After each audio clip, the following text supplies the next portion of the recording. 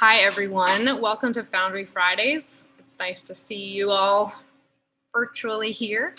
My name is Annie Temick, and I'm the Interim Technical Director at Live Arts. And I'm really excited. Tonight we have Jackson Key, who's going to be doing an intro to lighting design.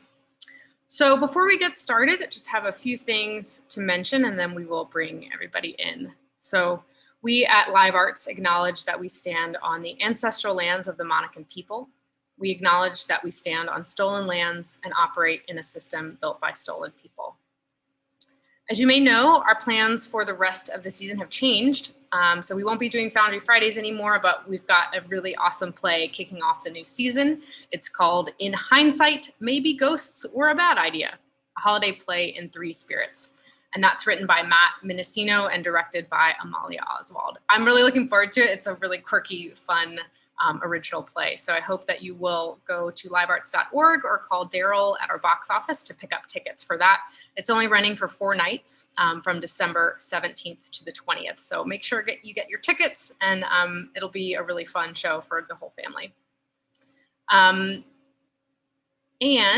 I would also really love to thank our sponsors. They allow us to make programming like this and all of the programming that you enjoy. So we're super grateful for all of their support, including our season benefactors, Elizabeth and Joe Lavaca, our November sponsor, Alexander Nicholson, our Scene Shop sponsor, Karen Pape, thank you, and our media sponsor, WTJU at 91.9 FM. Our Pay What You Can sponsors are Allison Partners, Strauss Construction, Latitude 38, and Ting. And other grantors that make this possible include our local Gordonsville Walmart, Bank of America, Charlottesville Area Community Foundation, J&E Berkeley, the Batten Fund, the Bama Works Fund, the Virginia Commission for the Arts, and the National Endowment for the Arts. So thank you so much to all of our sponsors. If you're following along at home tonight, it'll be helpful to have a flashlight or a table lamp, an easy source of light, and a cardboard box or a piece of cardboard you can set up to kind of test out some different lighting scenarios. This offering is also Pay What You Can, so if you're able to, please find the donation link in the chat or consider picking up a season pass at livearts.org. So on to the workshop. This month's artist, Jackson Key, is a 3rd-year architecture student at the University of Virginia, originally from Fort Worth, Texas.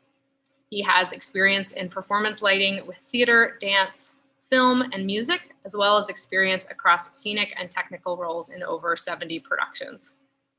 In Charlottesville, he's served as a lighting designer or assistant on over 15 productions and films at the University of Virginia, including the Drama Department, the Heritage Theater Festival, student companies, and Lighting of the Lawn, as well as 2 live arts shows, Rent and The Humans.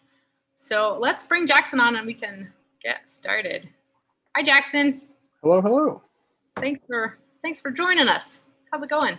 Going pretty well. Let me share my presentation here. So before we get started, let's also just bring on our participants. We've got a really nice group of folks here tonight. So if y'all want to join in, that would be great. Got Sky, Marietta, Maddie, Caroline joining us. So awesome. Cool. So Jackson, feel free to take it away whenever you're ready. Great. So hello, everybody. So this is just reiterating what Annie had said. I'm Jackson, and I wanted to start off with kind of why lighting. Essentially, lighting is the kind of visual perception of the world, and it applies across kind of anything you see is you see because of light. And control of light has kind of applications across kind of any visual media, particularly spatial media like theater or performance, film, architecture, and kind of it shaping that light kind of impacts how you take in the world around you. And so what is it? It's the medium of visual perception, but it's essentially photons, which are particle kind of wave components that go from a source, either interact with a surface or an object, and then come back to your eyes. And in that, there's a bunch of properties that deal with that. That you're more than welcome to research more on your own. But essentially, the critical ideas of it is that the light comes from a source. The farther away from that source it gets, the kind of vectors of photons radiate out, and so it decreases with intensity farther away from the source, and then it either reflects, is absorbed off of, or is absorbed into a surface, and then goes back. And with that comes color and all kinds of other stuff. So more to the point of what live arts is the theater. I'm mostly a theater artist, so talking about theater lighting, you basically, it applies to a lot of lighting, but you basically start off with darkness and then questioning like, okay, out there somewhere is scenery and actors and a story out there somewhere. So that's kind of a key thing with lighting, is that you're always shaping darkness. Jules Fisher, who's a famous lighting designer, described lighting design as kind of more shadow design. And then the other part of lighting, and that most people are familiar with, is kind of all this stuff. There's lighting fixtures everywhere. There's programming and numbers, and kind of how do you get from equipment to light on the stage? And it's essentially just because you're trying to get the most amount of control out of it. But stepping back, we'll get into kind of fixtures. And there are many types of fixtures, but for the purposes of this class, and this class particularly in kind of a live arts context, which is a very conventional kind of all dimmers and that kind of thing, there's spot units and there's flash units, essentially beams and kind of flooding of light. And they have many properties that work out from there. But kind of stepping even farther back, there's essentially a narrative question, kind of what does light get you in terms of the narrative? And lighting controls a whole bunch of things. Kind of first is is seeing the actor, kind of, and then that's kind of the critical part of lighting. But then kind of from within that, there's also setting and time of day. Kind of where are you in the world? Kind of focus in the composition of the elements. Kind of what should you be looking at? How should you be seeing it? And there's also kind of all kinds of things with mood and tone and characterization, kind of more kind of internalized components that you can express with light, more than just, oh, they're under a tree, oh, they're in a house. And it essentially works because all lighting is perceived through contrast primarily, between either darkness and light or between colors. And within that, that's how you perceive light. And so you can use that to your advantage. I view lighting primarily as sculpting and painting. And so talking about sculpting, you get, there's darkness that can surround the playing environment that you cut out with light. And there's also a shadow left behind because of that light. And so these are 3 pictures from a little production called Constellations. And it explores that very nicely throughout the elements. It's about a couple that it kind of goes through a series of alternate timelines and flash forwards, but it's very simply done. And I explore that in this production through using kind of color and pools of light cutting out around the kind of dark black box, and then also using what was left behind in their figures to tell a lot. If you notice in different scenes, their figures are kind of together and aligned, or their figures are in the bottom left. In the bottom right, the man's figure is kind of pointing towards the woman in the down right corner, whose shadow very much mutes away, kind of reflecting different moments. In the upper left-hand corner, it's a very kind of serious moment, very stark moment in which there's almost no shadow at all. It's very straight down, and we'll go into that later. This is from my second lighting design ever, several years ago, and you can tell I forgot that where there is light, there is shadow, and so, because as you can see, the railing spills out onto the wall. Lessons are always learned in lighting, in terms of things you forget about. But yeah, always know that where there's light, there is going to be a shadow directly behind that light. And so you control that through angles. Angles are basically how the beam falls on the subject, and that relationship determines a tremendous amount about light, particularly light on this, because it's lighting the subject. And in terms of depth, in terms of what you see. And there's a bunch of common angles, and these are just common angles. You can play with many of them, but this is a whole bunch of them. And you can see in this series going from straight on front light, around as it works its way around to the side, and then it ends with kind of directly up on the ground, kind of looking at the side. An effect going from a very flat image looking at the object, kind of it flattens everything together because it's looking at, there's very little shadow, except kind of under the chin and the eyes, looking at kind of almost the 3D object as a surface. But then as you work your way around the side, you get less and less information about the front, but you get more information about the depth. And within that action, and you also that there's a more shadow on the floor that's visible up until there's no shadow on the floor. And within that shift, you get different information, and you can generate different effects from that. Because you reveal more about the figure in motion versus the figure and kind of just what they're doing or what they're dressed like. You get some mystery there. And the eye likes mystery because the eye likes contrast. And so then there's also some other angles looking at the back, the quintessential kind of unknown figure, kind of haloed in light, which also cuts them out of the background. And then you get other things like top light, which lights the floor, but doesn't really light a whole lot of the figure. It just kind of lights their shoulders and their head. And you can use that to your advantage because, again, it's all about control of where does the shadow fall, how much of the figure is lit, and then also uplighting, which is like a footlight. It's lighting almost no floor, and it's lighting the walls and the figure.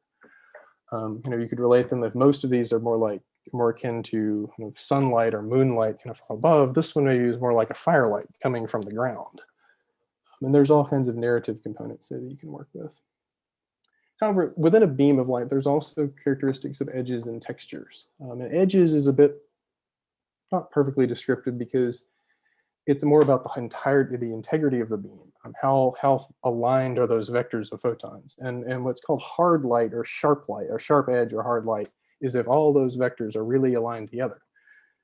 And it appears more intense, and it appears it's a very clean line. They don't blend well together. Or a soft light, which is those vectors are allowed to be a little bit looser, and it generates this very kind of undefined edge, and they blend together. But even if it's the same source, if one is sharp and one is soft, the soft light will appear dimmer because those photons are spread out more. Texture is related, but it's blocking off parts of the light in a pattern, and that reduces the amount of light, but it can generate all kinds of little shadows and edges and contrasty elements and abstract patterns or more realistic like leaves and stuff like that. And those add texture even within a single beam, even if it's shown onto a flat object. Gives you more control over that. So that kind of takes us to what's called the three light method. And the three light method is a method, not the method. In fact, oftentimes you find yourself, it's a good place to start though, and then you break the three light method. At least I have found that is way, but there's some key ideas here. First one being a key light, or the primary light, and that's the one when you're composing a moment that's kind of you look at first. Like right now, my desk lamp. Whereas the fill light would be, say, the light from my monitors. It reduces a little bit of that contrast left by the key light, and then backlight can serve to cut the figure out of the background. And then there's background lighting of the scenery or other elements. I mean, and those composed together, you can see on the left-hand images, those are more of a two-light system.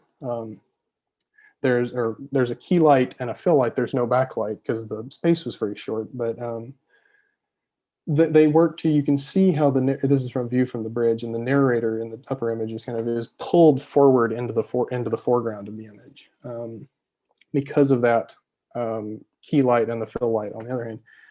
And then in the lower image, there's the entrance of the character Eddie, who's kind of the primary character of the play. And he is, right now, the key light is not front light, it's backlight.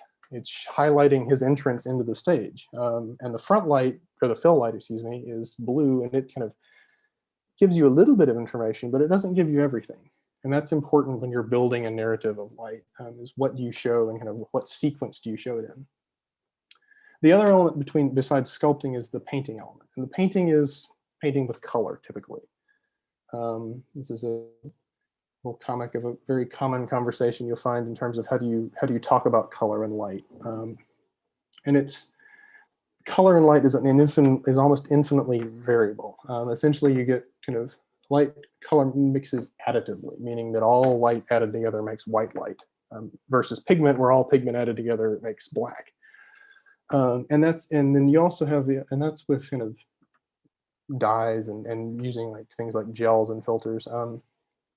There's also the element in sources of light, like a filament, that's called color temperature.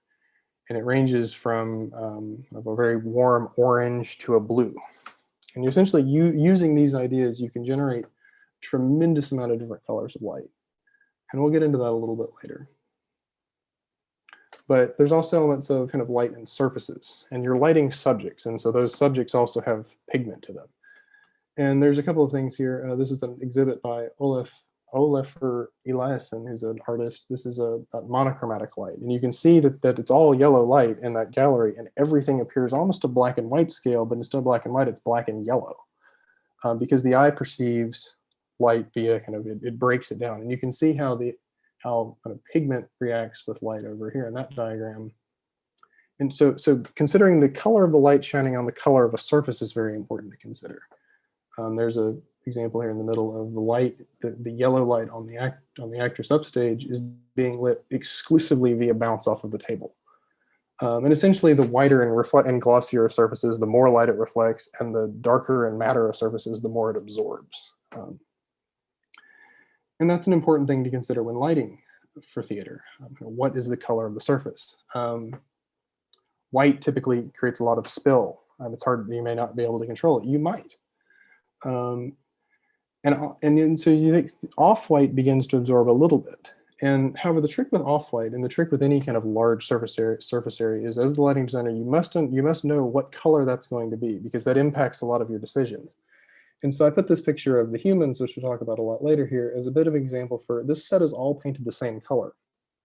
And it's all using kind of very light saturation shades of light, but it looks very differently. And a key problem here I'd encountered on that was the set was discussed as off-white, and it got painted kind of a peach color that I wasn't expecting, and I don't think anybody particularly was. But as the lighting designer, I had to react and then change some gels, and basically you can correct a lot of that with lighting, and that's something you can work with. You can make one color appear a totally different color.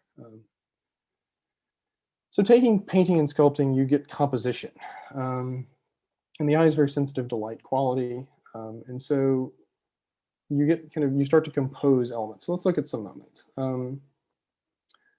You can see here there's kind of, using different angles, you can generate hierarchy in this moment.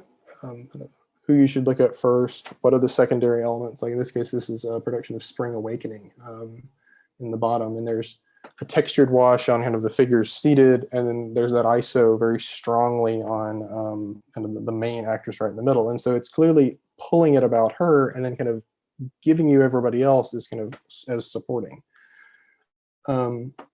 Same thing in two very different moments within Rent. Up here at the top, you get kind of a very focused image on kind of the central figure, because that's being lit by a different system of light. And then in this case, it's both top light on the ensemble kind of behind them, and then you get layers of color kind of painted in on some other areas, like the back wall or the floor. All of which kind of build together to create this kind of single composition. Contrast also creates motion.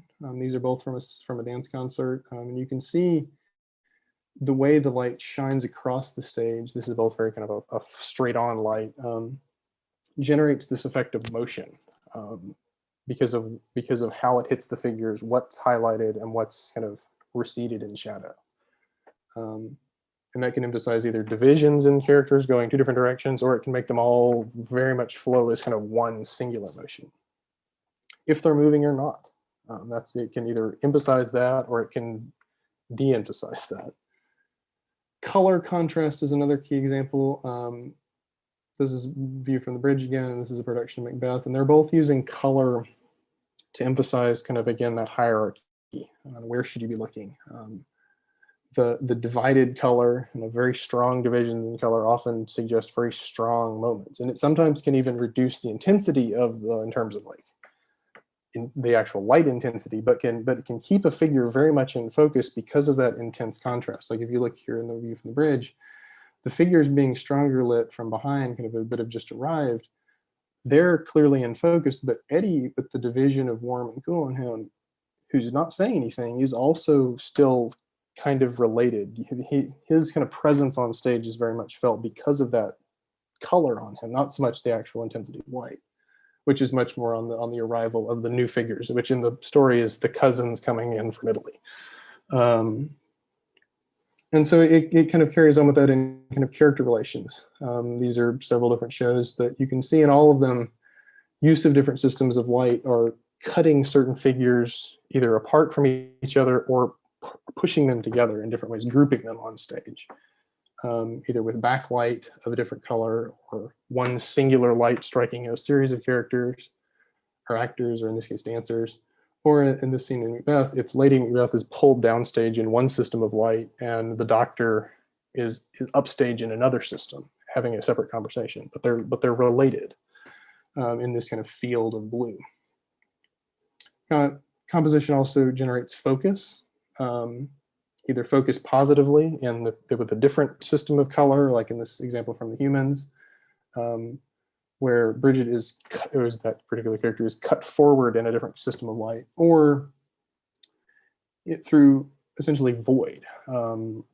In which case, for example, from Heather's, the character of JD there's a bunch of action going on behind JD, but which is lit very kind of from that side angle, which gives it some air of kind of mystery to it. You don't exactly know what's going on. What exactly is going on isn't important so much as the motion, that he is stationary, being lit and not being lit because he's not lit. He's lit being backlight, which is kind of cutting him out of the background, but his face isn't lit. But that figure still makes its presence known. So all that to say, here's kind of a time for our first exploration. Take a few minutes, and here's some of my examples kind of around here done in a few minutes, but start to take your figures in your box and start to play with some of those relationships of light and shadow. Try some different angles, different sources. So I will stop sharing my screen here for a second. We can just take like, say, 3 minutes or so. It doesn't have to, don't stick to anything too long. Just play around with it.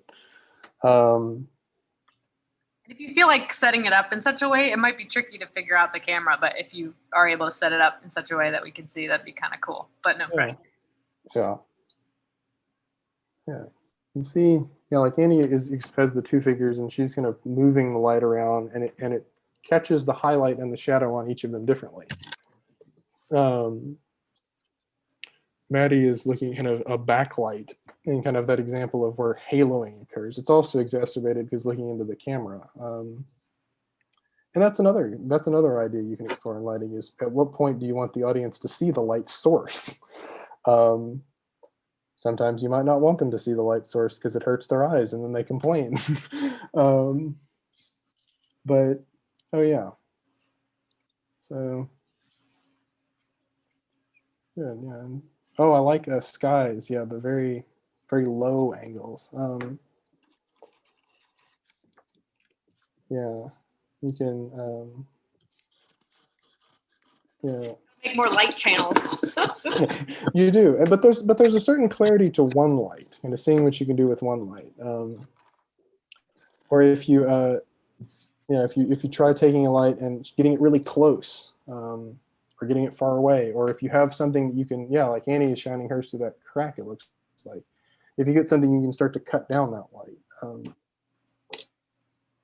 Sky, you're kind of working around behind. That's a great kind of almost mysterious looking light there, because it's so soft. That pen light is so soft, it just kind of, the figure just appears in the in the darkness.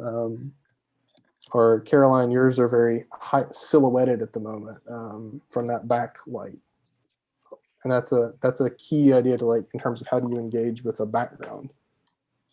So, Jackson, is there like an essential creepy light? I mean, I always think of like Halloween uplighting always makes people look creepy, but is there like a? I think it depends on the context. I think an uplight can be creepy. I think any light that gets a lot of shadow, or that perhaps, say, cuts the figure out of their surroundings. Like I always think shin lighting, which is that kind of on the ground view, can be very, very mysterious. Or a light that you don't know the source of in the darkness.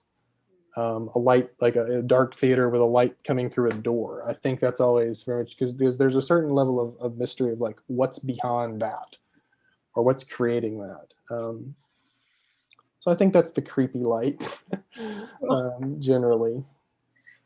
All right. So I think we can. I like the shadows there, Caroline, on that back. That's pretty. That's almost ominous in a way. It's like the very big figure.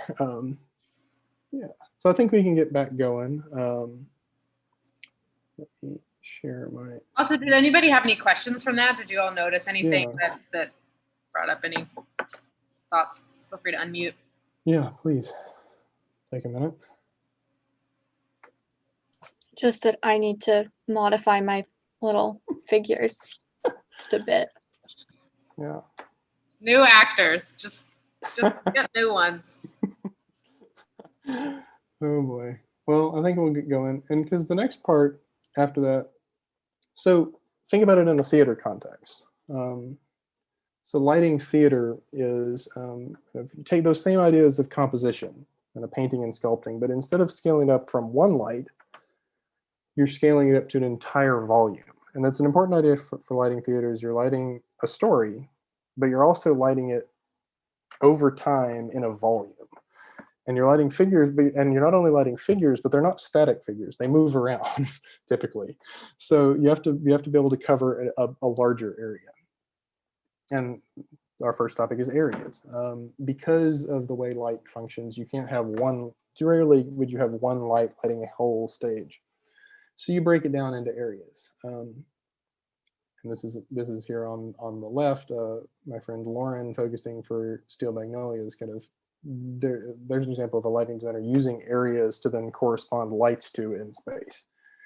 And why might you not use just one light to light a whole stage? Well, the answer is kind of explored in this bottom diagram that Lee Kennedy drew up that I am borrowing for this class. But it's, if you have one light lighting a whole stage, if a person walked from one side of the stage to the other, kind of corner to corner, the light quality would change remarkably. It would go from essentially almost a side light or cross light. As they walked across, it would get closer and closer and closer to front. And then as they walked on, it would get farther and farther away. And then it might end up almost as backlight if they walked across the stage. And then, but as the more and narrower lights you add, the more areas, it creates a consistent field. And you may not want an extremely tight, rigorous field, but kind of a generous amount of light over a reasonable area as to not throw, as to whatever consistency you're looking to achieve is kind of the rule on areas. So from that, you get systems which use those areas. And with systems, you're lighting the playing volume. And the playing volume typically is the area of the stage extruded up. Common rule of thumb would be about 6 feet, really more like 7, maybe even as high as 8 or 9 if there's, say, a bunch of dancers that are going to be leaping back and forth across the stage the whole time. You want it to be able to light an actor anywhere within that playing volume that they know they might be. And sometimes you may know there's only one spot, say that it will get into Rent, which had a big scaffolding piece. And I happen to know where it was going to land within the space. So I didn't have to light the whole space to 15 feet. But you have to know, is something going to exceed that playing volume and account for that? And essentially you take those angles and you can extrapolate those out across your areas into what are called washes. But so now we'll get into our case studies. And I think this is the really kind of, I think it will be a kind of productive time. So I've designed 2 productions at Live Arts. I picked these Live Art shows because I think everybody here will be reasonably familiar with the Live Art space. And they also happen to be very different shows. Rent clearly being this kind of rock musical, large cast, and Humans being a kind of family drama show. And they both had wonderful creative teams. But so we'll get into kind of how do you consider an entire show. And this is just, I'll show a couple of these drawings. I won't get too much into this, but this is a plot. It's a scaled notation of fixtures and positions. And this isn't so much, this is a representative diagram for kind of ultimately implementing that, but it's also a working diagram for how do you then proceed to take your systems and your areas and actually fit it to, how do you fit fixtures to it? But that's, again, kind of a little bit outside the scope of this class. But I wanted to just show you the fact that it was kind of in the same space, that there are different lights being used. And here's kind of the sets within that space, looking at some of the positions. The Live Arts has a very steep grid, that's very high, and then kind of some side and balcony positions that kind of work down the walls. And So it generates kind of this two-level effect of lighting. You have equipment way up in the air, and then equipment kind of a little bit of a lower position, and that's important to know for the future. So this is an example of what's called a magic sheet, which a magic sheet is a graphic reference sheet that talks about kind of how many channels do you have, and what systems you're using, and all kinds of stuff. But this one shows primarily overall direction and then color, and then the channel numbers. And so both Rent and the Humans used about the same number of fixtures. There's about 96 channels in the Gibson. And I think I used all of them for both of these shows. And you might wonder, okay, the one that's the rock musical clearly seems like it would use more channels, and the ones that in the family drama seems like it would use a lot fewer. I mean, it's one scene. Well, the reason they use about the same number is that the number of systems adds channel numbers and adds requirements. Range of control within those systems also adds a lot of constraints. I had to use a lot more areas and a lot more. I wanted more control with the Humans than I did with, say, Rent, which was more about kind of number of systems. And so we'll get into some of the distinctions there before I go on. Kind of, if you look at the sets briefly, they're both on this thrust stage, and they're both in the same space, but they're very different. And when you're thinking about that, you have to kind of consider them kind of in their context. So Rent is a rock musical, single playing space. It's kind of, it has these two-level scaffoldings, but generally it's one kind of abstract set showing a variety of locations over the course of about a year.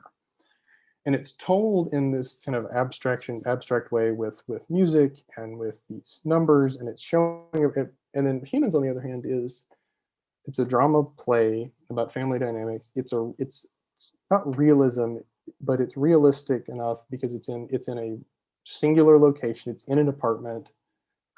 It's over the course of one kind of afternoon, evening period. And within that shapes the language of the show, kind of has to be grounded in that moment. Whereas Rent has to be kind of centric to the overall kind of abstract conception of the place, but it's showing a bunch of, with the light, it shows the locations. Whereas in the Humans, the location is defined by the set and you're having to work within that. But they're both very much about character relationships, and that plays heavily into the lighting.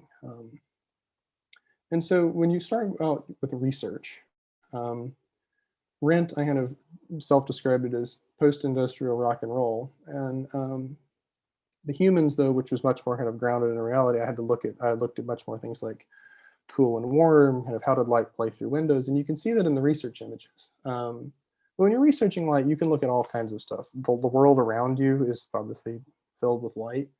And then also theater and photography and films and art, all of which can talk about the ideas you're looking to tease out in lighting. If there's a composition you like, or a use of color or shadow that's intriguing to you, you can pull that out of whatever research you've done and put it into the show. For instance, this tree is on Rugby Road, and I always thought the street light kind of shining down on it was an interesting kind of a look, which ultimately the tree in Rent became the brick wall. But within that, you basically take your research and your narrative ideas and you start to build a palette. And there's a bunch of things about palette building that, and you spend a long time developing systems because there's a bunch of constraints on that. How many instruments do you have available? How many channels are available in the space? Kind of all kinds of back and forth. But that's, again, scope, kind of a little bit outside the scope. For now, just consider kind of the ideal case of kind of where is the light needed? What will that light be used in conjunction with? Will it be by itself for one scene kind of in Act 2, or will it be used over and over and over again? Or what will its partner will be? If it's a front light of one color, will there be a side light you'll use a lot with it? And then how does it relate to the narrative overall? And how important is it? And then also what motivates it? And that's kind of related to all of the others. But to me, it's probably the most important question. Because if you think about motivation of light is essentially why is it there? And that can be in terms of picking a unit, or that can be in terms of using one in the show. And so it can be a literal motivation, like a practical lamp that's on stage that turns on and turns off, or if the set says like the light pours into the window. I mean, that's kind of in the stage directions. I mean, that's a very literal, like, okay, that's why the light's there. But it can also be kind of seen or unseen. It could be a window that's kind of where the audience is in the fourth wall that you never see. It could be a light fixture that the ceiling is cut off. Theater sets are typically abstracted to a point and that people are looking at them. So there's a lot of kind of space that you're not seeing that the light is kind of telling you about because of how it interacts with the surface. There's also totally abstract motivations. A lot of shows, particularly things like musicals, you're dealing with kind of internalized things. And I'll describe that a little bit. So in the bottom left, you're looking at the humans, and the humans motivate, all the motivation for its light was either from a window that was described in the stage directions and in the set, kind of outside to inside, or it was the fixture, or it was kind of interior fixtures, or kind of the ambient darkness thereof that you have to illuminate a little bit in theater because otherwise it couldn't just be dark. But it was because it was a real kind of a place, you had to have, the light had to have fundamentally real motivation. Whereas Rent, there were several moments throughout the show, and this one is the example of the character Roger, one of his early numbers. He's by himself and he's singing a number about kind of losing someone, and therefore the motivation for the light in the scene was about kind of what was going on to that character. It didn't have to be real light motivation. And so you kind of can use that to your advantage. And where do you use kind of literally motivated lights, or where do you use kind of these internally motivated lights? And then there's kind of an artistic, sculptural kind of rationale that governs the whole design process. I mean, it is a visual medium. Aesthetics is kind of a reason, but you usually want to justify that within the narrative first, rather than just kind of, oh, I want it there because it's flashier, it looks good. You usually want to have a better reason. And so here's some examples. There's motivation of inside and outside is a common one. This was that same production of Steel Magnolias. And you can see that obviously the set is abstracted to open it up to the audience, the interior space, which is lit in a certain way. But then you also can see glimpses of the exterior space, kind of on the roof of the house, or the trees and the cyclorama that's upstage of it, that's the sky. And so you could have that play of inside and outside motivating different light on stage. There's also the nature of kind of what I would describe here as kind of interworldly motivation. If you have a show that's very fantastical, this was She Kills Monsters, another designed by my friend Lauren that I was the associate on. And She Kills Monsters is about characters is exploring the loss of her sister through this Dungeons and Dragons game. It's set a lot in this fantasy world. And so the set played into that using this very geometric abstracted, and the light then played into the fantasy. And that was the base condition of lighting. And then there were several moments in the show, however, in which reality, kind of the world of reality of the show, the character's actual life, appeared. And we used that by kind of carving that out of the set. Instead of typically where it would be the real world of the show that the fantasy is being carved within, it was inverted. And the reality was being carved out of the fantasy, leveraging that geometry. And then there were also moments in which the character was purely inside her own mind, typically in conversations with the kind of internal conversations with her lost sister. In which case, we pulled away the entire set and it came down just to those two characters because that was the most important thing about the narrative at the time. So the motivation can have my point being is that motivation can have a wide range of rationales. And there's another thing that requires a wide range of rationale, and is color choices. And color choices can be driven from the motivation, but they can also be driven from a lot of other things. And I'll pull back a little bit to that kind of additive color wheel here. And essentially a lot of choosing color in lighting comes down to either you're shifting across the color wheel for contrast, or you're shifting around, or you're either going across the color wheel or you're shifting around it. You might be going from a blue to a green blue, would be a shift kind of around the curve instead of to a yellow across it for contrast. And you can use those to your advantage in a bunch of different ways. Typically speaking, saturation, which implies how much color is there in light, you typically go from a back to front, like the backlight is the heaviest saturation and then the front light is the least. That's kind of the logic in most situations, but as with all things in lighting, you can flip that on its head sometimes. Sometimes you need to. And there's kind of, color isn't pure typically. There's different percentages of kind of red, green, and blue within most theater lighting colors. And playing with that subtlety is important. These are little thumbnails at the bottom are examples from Lighting of the Lawn here recently, which was a music kind of a light show.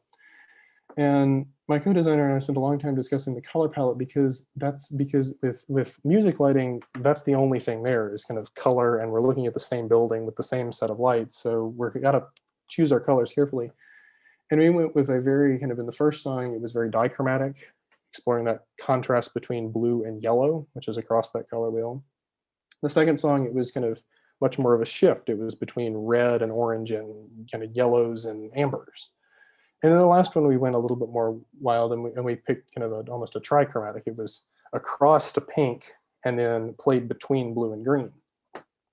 So you can kind of I generally try to be fairly rigorous with color in terms of not overusing it, because if it's additively mixed, if you use too much color, it will all blur together and then it will turn into white or brown or gray or kind of a weird pink, and you won't be able to get that clarity you're looking for. So try to be somewhat conscientious when you use color, or really try to justify why you're using it.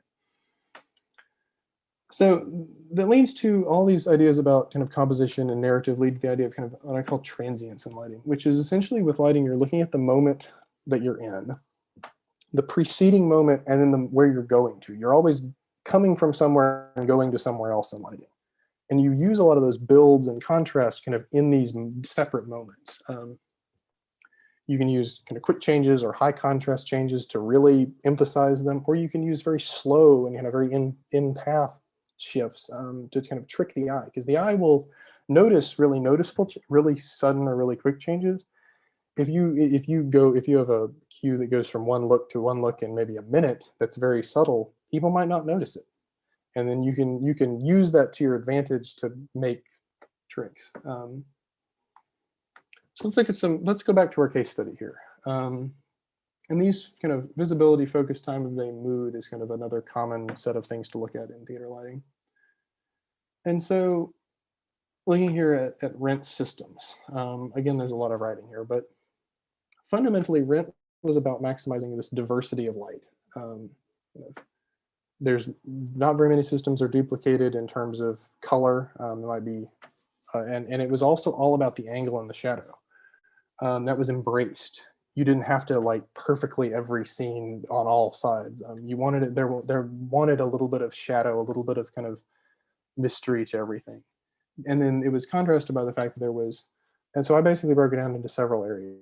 There was essentially a low light that was warm.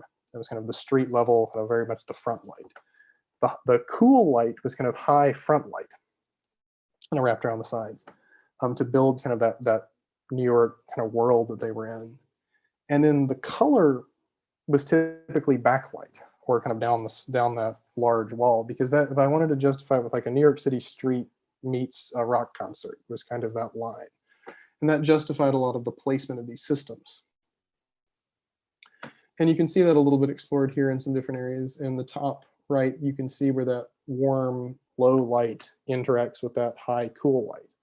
To kind of build just a little bit of face light on all the characters as they use that thrust, but not too much. I didn't want too much front light on them, because Rent was all about the music and kind of the characterization and the tonality of each scene. If you look at that bottom right image, you're looking at the street view, or I think it was like in the street, I think was even the name of the number or that scene.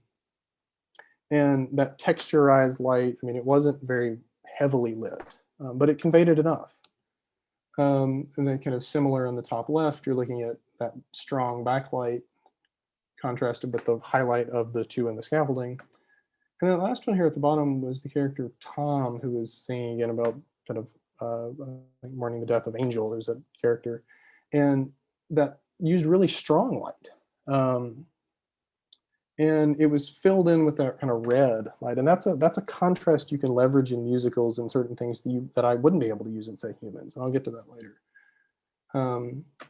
Cueing is essentially when you make moments with light, and so this is looking at a series of cues, and I chose ones because they weren't super color heavy, and this is again that same funeral moment. And this one kind of leveraged everything was about togetherness, about all these characters, and they had kind of this very candle kind of light emphasis to it, very low, kind of warm. And then it pulled away, and the character Mark was totally alone, and he was kind of almost this monologue and then number about kind of he was questioning his kind of place in life.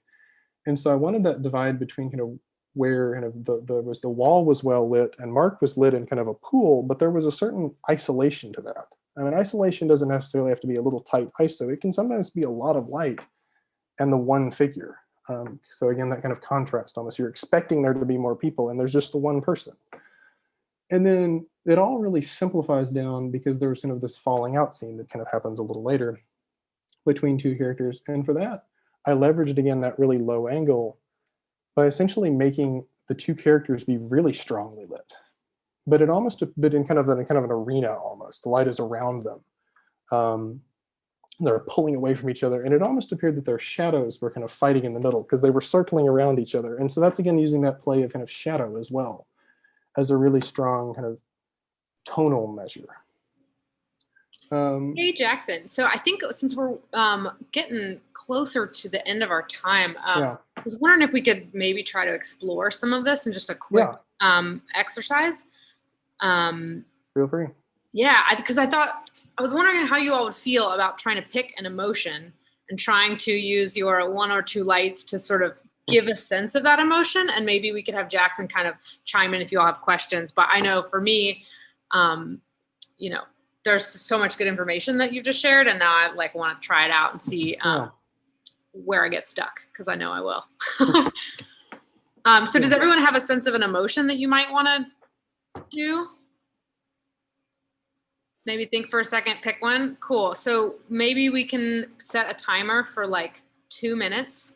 Sure. And then we will try to create a story of that emotion in 2 minutes, and then we'll share it. See what happens. Because I'm about done with Rent, and I think that's a good moment to like have a little exercise, because Rent has had a very certain kind of set of ideas. So I think explore a little bit that emotion kind of.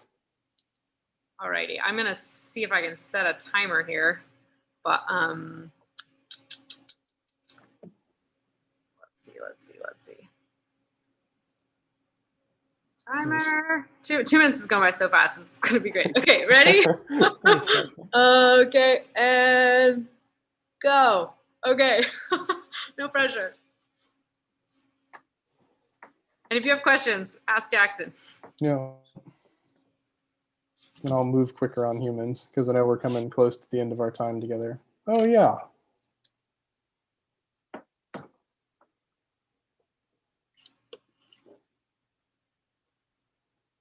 feel like we need like intense music to help us. That is the hard. Oh yeah, I like the sweep, Annie. That's a nice kind of as it tracks across. Yeah.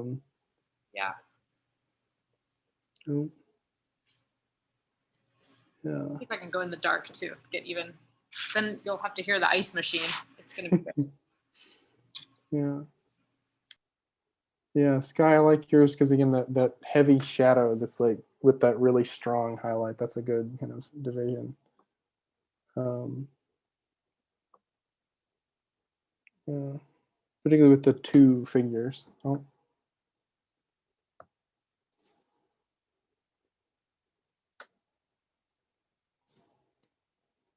Oh yeah. Yeah, I like I like that, Marietta, the sweep of light where it went to darkness. There was like that backlight and it was like, oh, gone. Even though that was probably you just putting your light down. It was like, that was very compelling. I'm in my basement, so I have a bunch of just random stuff. And so I'm trying to flatten out a piece of clay to the point where it like light can shine through it. Yeah. But you know. Oh, yeah, and Caroline, you've got that kind of the shadows kind of growing, and yeah, all very good, very very emotive. Okay, that's our 2 minutes are up. Alrighty.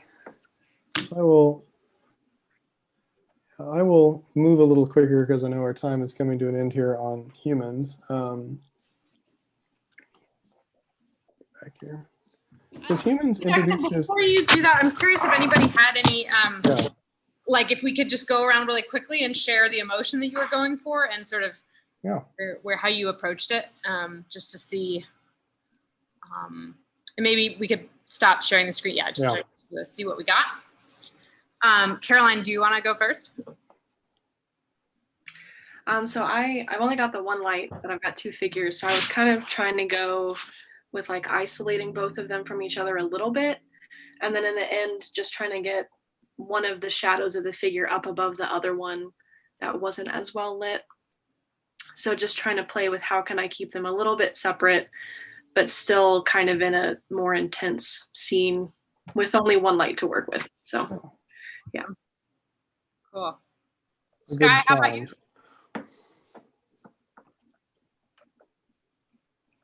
Yeah, cool. My color doesn't really read that one little thing, but that's okay. Yeah. It's trying to get there. My phone flashlight is a little too bright. Cool. My pen isn't bright enough. So, yeah, this is hard. I can't hear you super well, Sky, but my computer is facing away from me. Oh, yeah, it's challenging. Yeah. Cool. I like the light color changes. That was neat. Yeah. Marietta, how about you? I don't know, kind of like sad and like kind of like, but at night, because I don't have fantastic lighting, so it's got to be dark. So yeah. Awesome. That I've always said tragedies were more fun to light. Yeah. Totally. I was hoping to figure out how to do some kind of longing by imagining like a walk in the woods with like the sun, like, you know, dipping over time or something. I think it's a little extreme for that, but no, but it conveys the idea nicely though. Yeah, I was going to say, Sky, I think you had the neat textured surface, and that was an interesting thing. It wasn't just a flat surface. That wasn't on purpose, but cool. No, but it's compelling. I'll move quick here at the end, just humans. Essentially, humans contrasted totally because it was all about subtlety. It was all about very kind of working within that same environment to show the apartment to show kind of character relationships. I mean, you can see that kind of upstairs downstairs relationship kind of as people move through the space, you know, highlighting kind of where they actually are. And then also within that same language of kind of realism, showing like pulling into kind of where you could be starker, where you could really show those kind of moments of shadow off, moments of intensity, and then pull back to that kind of more normal look. Because it was a lot of sitting and talking, and kind of you had to be very careful about color use or angle, or kind of showing those relationships maybe less extreme than a show like Rent. Just a little hint here or there, kind of these slow changes. And I wanted to just briefly show this as a bit of an example of just to look at. And I realize I have a couple minutes here. So just look a little bit at this image. It's a kind of a normal moment in the show. People talking down below, of the Eric is this figure, Deidre is this one, who's walking back from the bathroom. And it's kind of a normal moment, but there's a lot going on there that's foreshadowing. So just look at that for a second. I'm going to consider the lighting. And then I'll kind of jump to this, which is a little bit kind of just things to notice within that. And I won't read everything, but essentially there's kind of moments of multiple highlighting. If you have characters discussing something over here that aren't the primary focus, keeping the focus on other character relationships, maybe when they're silent. And you can do that with a little bit of contrast. The fact that Eric is reserving something and not telling everybody about it, and he's thinking about it. I mean, there's kind of that internalization begins to bubble up even in a very realistic looking show. Or you can tell if how do you get the audience to notice the wonderful expressive face on the actress that played Deirdre, whose name I've totally forgotten, but how do you get the audience to notice that, even if she's not saying anything, even if she's above everybody else on stage? There's a lot you can do with light in that context. So I'll jump through my kind of common rules here. Just things to remember. But then the important kind of aspect is, if we have any time for it, is kind of that second exploration, which you were getting to a little bit, which was exploring kind of how do you explore narrative. This was my kind of narrative in 4 parts here with the 2 figures and the light. And then here was some study models for a show. I mean, you can use this kind of stuff in a lot of applications. And just how do you think about the set and the light? How do you do that?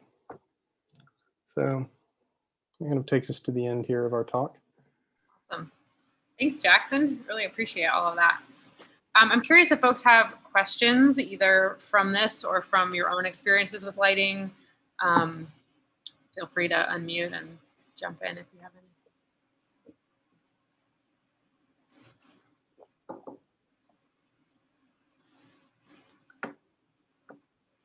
We covered a lot of ground, so.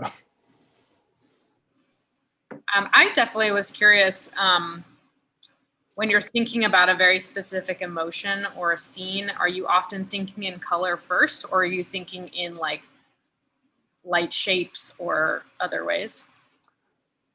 I think it depends on the context. I think a lot depends on context with light. However, I'll say sometimes it depends on kind of what was before, like where were you coming from, and if there was if there was, say, a color that was very associative with a character that was relevant to that mood, then I think sometimes color will lead. For me, typically form leads first. I typically think kind of using that sculpting painting, I typically sculpt first and then go back in and paint. But it can be both. Now, I was going to ask kind of on the color theme, are there any colors that you try to avoid or that have like kind of weird, unexpected effects? Because you said like green, like a little bit of green goes a long way. So are there other kind of good rules to follow? I think there's some rules there. Warm light is typically stronger than cool light. And cool light typically has a lot more visible range to it at a lower intensity. You can have green cools and red cools. I think warm typically is a little bit more hard to use on that front. I think green is definitely tricky to use because it can overpower other colors very easily.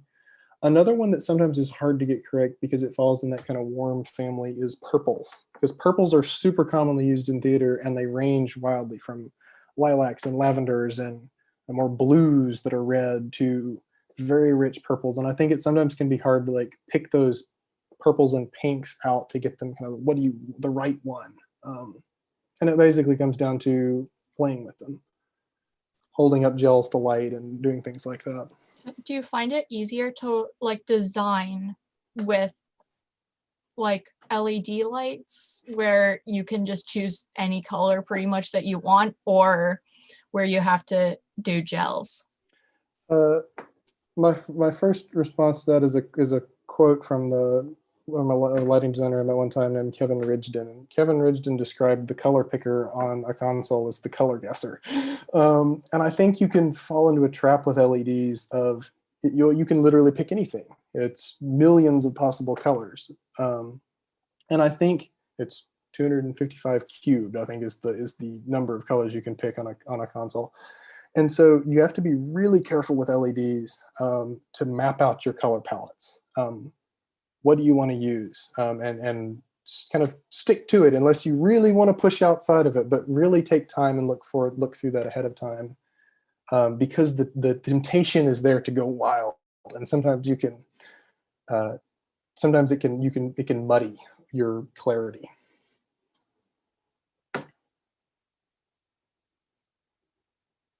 If there's any last questions, I think we could do one more. Otherwise, we'll jump off. Awesome. Well, thank you so much, Jackson. And thanks everybody for joining us and playing with some lights. That was really fun to see. And for folks at home, thanks so much for joining us.